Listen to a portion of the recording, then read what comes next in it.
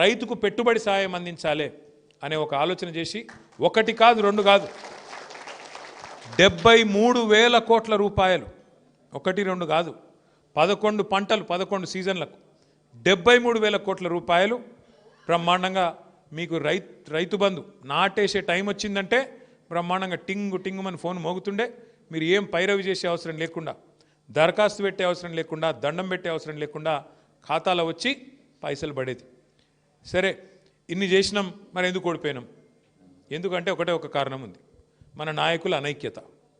ఒకళ్ళంటే ఒకళ్ళు ఓర్వలేనితనం, పని చేసినా చెప్పుకోకపోవడం.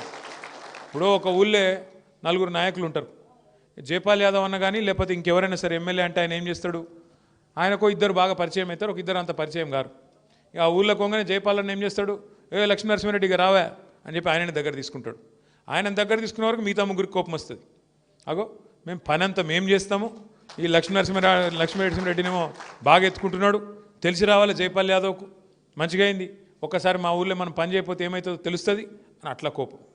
రెండోది ఏమైంది, రైతు బంధు విషయంలో కూడా ఇయ్యనప్పుడు ఎవడు ఇయ్యలేదు, కాంగ్రెస్ వాడు ఇయ్యలేదు, తెలుగుదేశం ఇయ్యలేదు, ఎవరు ఇయ్యలేదు దేశంలో కేసీఆర్ ఇచ్చే ముందు. కానీ ఇచ్చుడు మొదలుపెట్టినాక అందులో ఇచ్చికాయలు ఏంటిది, అగో జైపాల్ యాదవ్కు 50 ఎకరాలు ఉంది, గోలి శ్రీనివాసరెడ్డికి 10 ఎకరాలు ఉంది, మరి జైపాల్ యాదవ్కి ఎందుకు ఇవ్వాలి అని గోలి శ్రీనివాసరెడ్డి లొల్లి. అరే నీకు వచ్చినది నీకు వస్తుంది కదా అంటే, నాకు ఇవ్వకపోయినా పర్లేదు గాయనకి ఎందుకు ఇస్తున్నావు, అరే ఇది ఎక్కడి బాధ రాబోయే అంటే అంతే. ఇక అట్లా అయిపోయింది సమాజం. ఎందుకంటే నాకు వచ్చిందన్నది అంతం లేదు, గాయనకి ఎందుకు ఇస్తున్నావు ఎక్కువ, ఆయన బలిసినోడు గాయనకి ఎందుకు ఇస్తున్నావు. అరే వాళ్ళు పర్సెంటేజ్ చూసుకోండి తమ్మి, ఏం లేదు అందులో 2% కూడా లేరా సొంటోళ్ళు, 1.2% కూడా లేరా అంటే అది నేటిది లేదు. ఇంకా ఊళ్ళల్లో ఇంకొకటి కూడా మోపైంది, ఏ మాటకు ఆ మాట చెప్పుకుంటే. ఇవాళ రేపు ప్రతి ఒక్కరి చేతిలో ఫోన్ ఒకటి మోపైంది. ఇక ఆ ఫోన్లలో ఏం లేదు, ఇక తినేటప్పుడు గిదే, బాత్రూంలో గిదే, ఉన్నమాట చెప్తున్నా నేను, అంతేనా? ఏమైపోయిందంటే ఇక అందులో ఏమున్నది, తిట్టటోనికి ఎక్కువ గిరాకీ. ఆ కేసీఆర్ ఇంట్లోకి వెళ్ళి ఇస్తుండా, మరి ఇదివరకు నోడేవాడని ఇంట్లోకి వెళ్ళి ఇచ్చిండా? ఒకడు 3 పంటలకు ఇవ్వాలని అప్పుడు రేవంత్ రెడ్డి చెప్పిండు, 2 పంటలకు ఇస్తారా 3వ పంటకి ఇవ్వవా అని ఒకడు అంటాడు, ఇంట్లోకి వెళ్ళి ఇస్తుండా అని ఇంకోడు అంటాడు. మరి ఇదివరకు నోడేవాడని ఇచ్చిండా? ఇదివరకు 200 రూపాయలు పెన్షన్ ఇస్తే ఆహా ఓహో అన్నారు, మరి 2000 పెన్షన్ ఇస్తేనేమో 10 రెట్లు పెంచి 2000 చేస్తే దానికి మాత్రం ఇంట్లోకి వెళ్ళి ఇస్తుండా అని దీర్ఘాలు తీసుడు.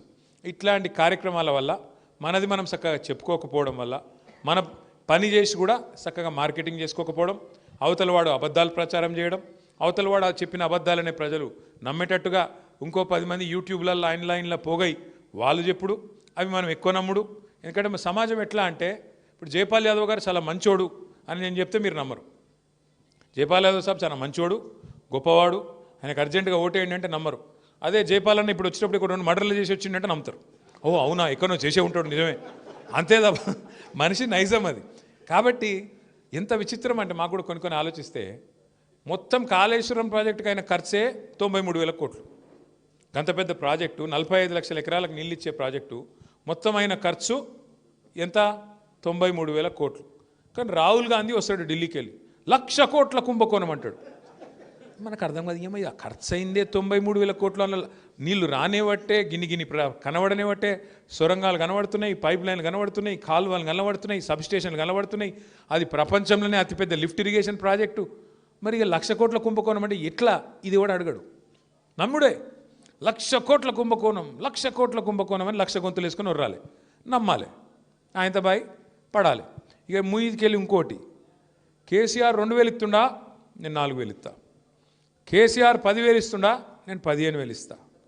కేసీఆర్ 1,00,000 రూపాయలు ఇస్తుండా లగ్గానికి, నేను తులం బంగారం ఇస్తా. ఆయనతో నమ్మినరు, 6 గ్యారెంటీల గారెడ్ల పడ్డరు.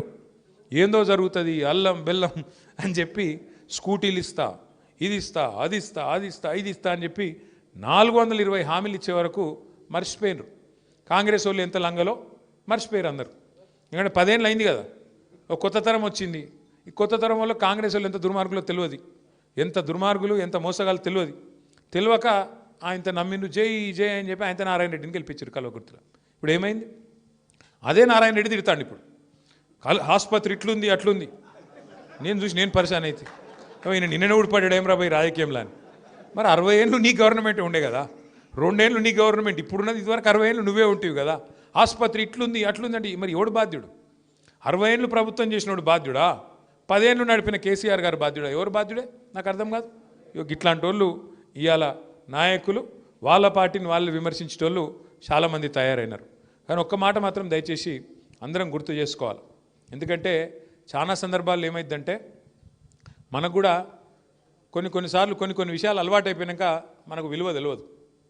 ఇప్పుడు రైతు బంధు మంచిగా టింగు అని పడుతుంటేనేమో విలువ తెలియలే. ఓ 2 సార్లు ఎగ్గొట్టే వరకు అప్పుడు యాద్ చేసుకున్నారు కేసీఆర్.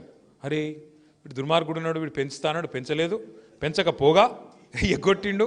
అమ్మా కేసీఆర్ ఉన్నప్పుడు ఏదో ఒకటి చేసి మొత్తానికైతే కరోనా టైంలో కూడా బ్రహ్మాండంగా మీకు టింగుమని రైతు బంధు పడ్డది. రేవంత్ రెడ్డికి టింగు సౌండ్ ఇష్టం లేదు, అందుకే కొత్తది పెట్టిండు. ఏం సౌండ్ అది? టకీ మనేస్తా అన్నాడు. పడుతున్నాయా మరి టకీమని?